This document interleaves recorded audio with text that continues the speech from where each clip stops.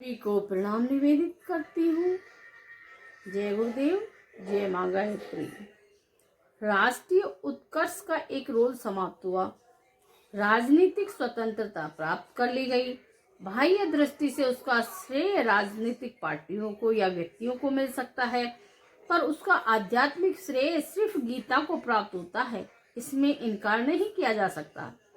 अब आगे बढ़ना है, हमें दूसरे कदम उठाने हैं। राजनीतिक स्वतंत्रता से हमें केवल अपने भाग्य को बनाने और बिगाड़ने का अधिकार मिला है।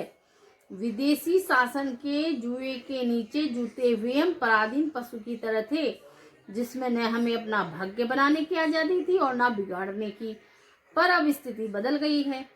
स्वराज्य प्राप्त कर अब हम उस स्थिति में आ गए हैं कि चाहे तो अपना भविष्य उज्जवल एवं आशाजनक बनाए और चाहे तो उसे बिगाड़कर अंधकार में भी बना ले।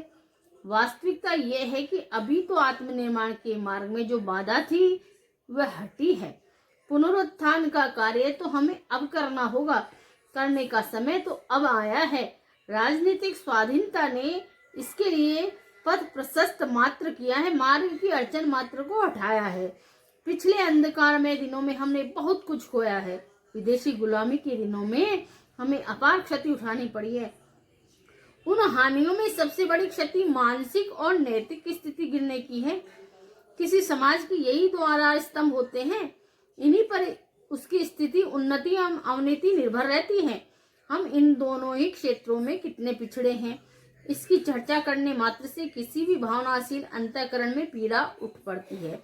हमें बौद्धिक भ्रम जंजालों ने इतना अधिक घेर रखा है कि सही तरीके से सोच सकना भी हमारे लिए कठिन हो रहा है। भाग्यवाद एवं परावलंबन की कुत्सित वृत्तियां जनसाधारण के मन में घर किए बैठी है।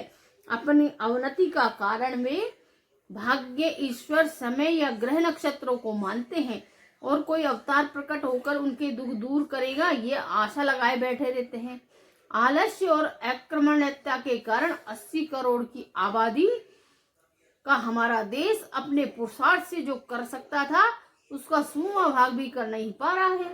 आध्यात्मिक एवं धर्म का उद्देश्य मनुष्य को उज्जवल चरित्र एवं लोक सेवी बनाना था। उसके स्थान पर उन्हें